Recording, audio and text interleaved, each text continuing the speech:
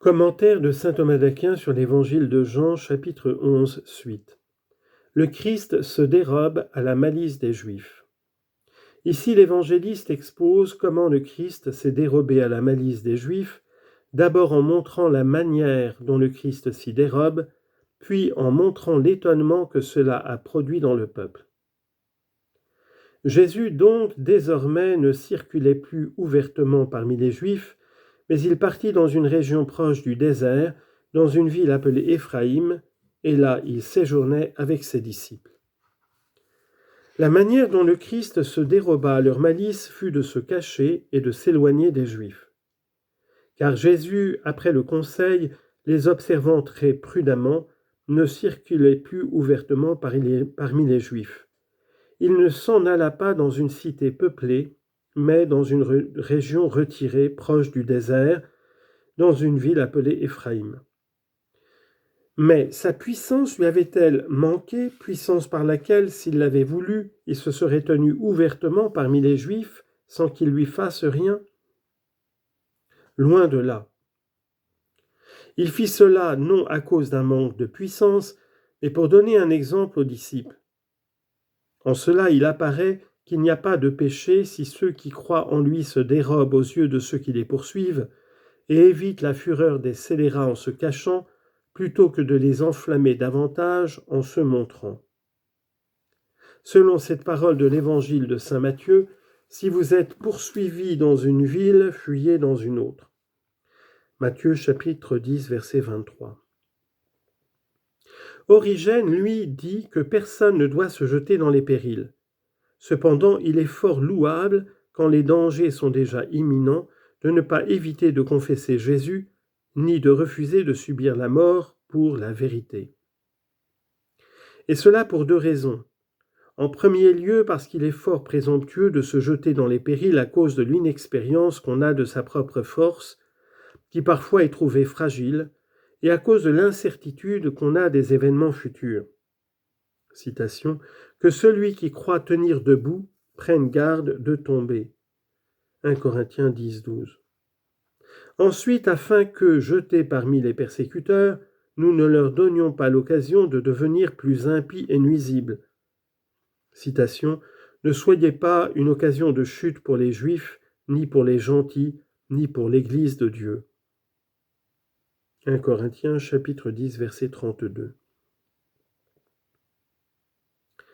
La Pâque des Juifs était proche, et beaucoup de gens montèrent de la campagne à Jérusalem avant la Pâque pour se purifier. Ils cherchaient donc Jésus et se disaient les uns aux autres, en se tenant dans le temple, « Que pensez-vous, qu'il ne viendra pas à cette fête ?» Or, les grands prêtres et les pharisiens avaient donné des ordres, « Si quelqu'un connaît où il est, qu'il l'indique, pour qu'on l'appréhende. » L'évangéliste expose ici l'étonnement que cela a produit dans le peuple, et d'abord l'occasion de s'étonner, ensuite l'étonnement lui-même, enfin la raison de l'étonnement. L'évangéliste montre que l'occasion de chercher et de s'étonner est double. La première occasion vient certes de la condition du temps, parce que la Pâque des Juifs était proche. Et dans cette fête est rappelée la mémoire du passage des Hébreux hors d'Égypte.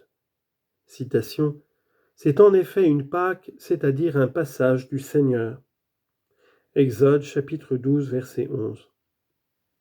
S'il ajoute « des Juifs », c'est parce que la Pâque même, les Juifs la célébraient d'une manière mauvaise et indue. Car quand nous célébrons la Pâque avec dévotion, alors elle est dite Pâque de Dieu. Citation, « Je ne supporterai pas vos festivités. » Isaïe chapitre 1, versets 13 et 14. Mais la seconde vient du concours du peuple, parce que beaucoup de gens montèrent de la campagne à Jérusalem. Car, comme on le lit au livre de l'Exode, chapitre 23, versets 14 à 19, à 3 moments dans l'année, à 3 fêtes, les fils d'Israël devaient se présenter au Seigneur. Parmi ces 3 fêtes, la première était la Pâque, et c'est pourquoi une grande foule montait à Jérusalem, où était le temple. Mais parce que ce n'était pas encore le temps de la Pâque où ils devaient monter, L'évangéliste précise ensuite la cause de leur montée en ajoutant « pour se purifier ». Personne en effet ne devait manger l'agneau sans être pur, et c'est pourquoi ils devançaient le temps de la Pâque pour, entre-temps, en se purifiant eux-mêmes, pouvoir manger l'agneau pascal selon le rite. En cela nous est donné l'exemple de nous purifier au temps du carême par des jeûnes et des bonnes œuvres pour prendre à la Pâque le corps de notre Seigneur selon le rite. L'étonnement est causé par l'absence du Seigneur, et c'est ce qu'il dit. Il cherchait donc Jésus, non certes pour l'honorer, mais pour le tuer. Et se disaient les uns aux autres en se tenant dans le temple, « Que pensez-vous, qu'il ne viendra pas à cette fête ?» Mais il faut noter que, quand une fête se passe d'une manière sainte, le Seigneur est toujours présent à ce jour de la fête.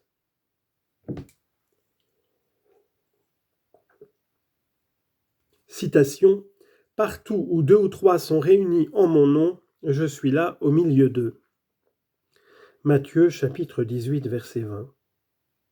Et c'est pourquoi nous, réunis dans la maison de Dieu, cherchons Jésus en nous consolant mutuellement et en implorant qu'il vienne à notre jour de fête.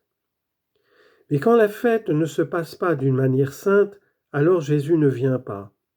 Citation, « Je ne supporterai pas vos festivités, vos réunions sont iniques, vos calendes et vos solennités, mon âme les a haïs. » Isaïe chapitre 1er, versets 13 à 14.